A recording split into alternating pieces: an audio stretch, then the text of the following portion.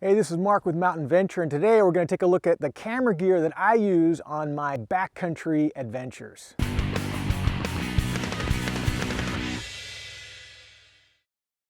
There are primarily two cameras that I use when I am filming out in the backcountry. The first one is my DSLR, which is a Canon T3i. It's an entry-level DSLR, but it shoots great video.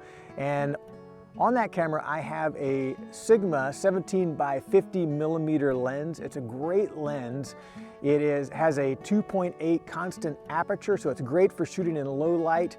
And it has image stabilization. And on the 17 millimeter side of the spectrum, it is great for wide angle landscape shots, getting establishing shots, and then all the way up to 50 millimeter for getting a nice blurred background and doing pulled focus and so on. It's a great all-around lens. I don't use any other lenses than that on my DSLR.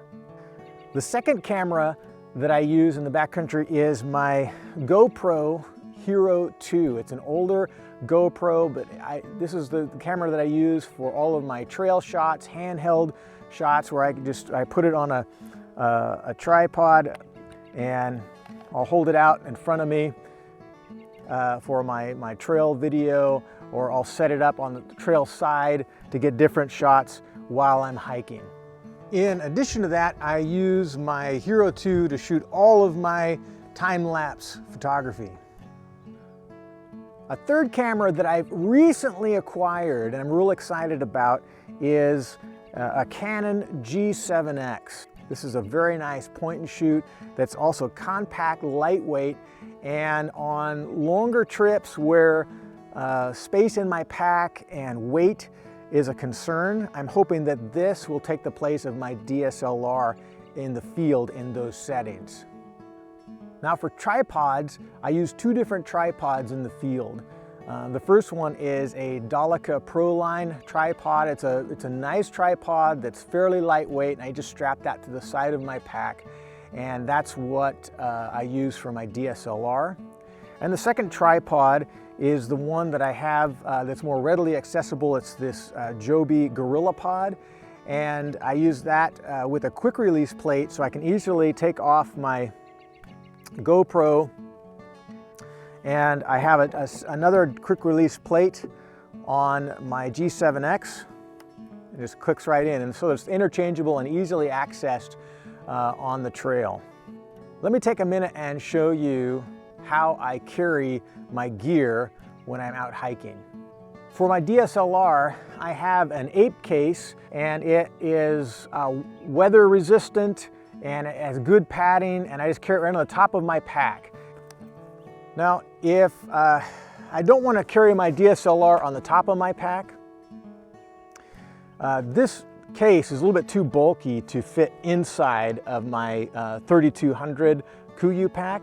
And so a great way to carry your DSLR that's very lightweight and also doesn't take up a lot of space are these camera wraps.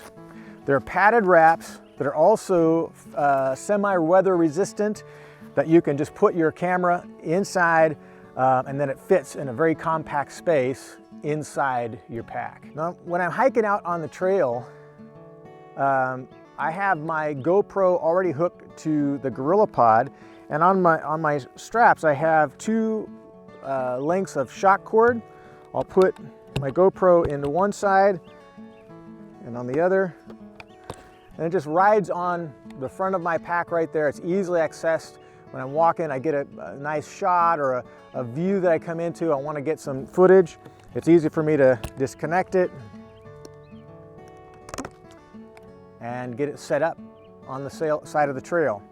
Now for audio, when I'm filming out here and I'm doing gear reviews and so on, I have two different microphones that I use. I have a lavalier mic that is connected to a Zoom H1 digital recorder, and then I have a Rode video mic that is connected to my DSLR. But when I'm out in the field, I don't carry either one of these microphones for space sake and ease of setup.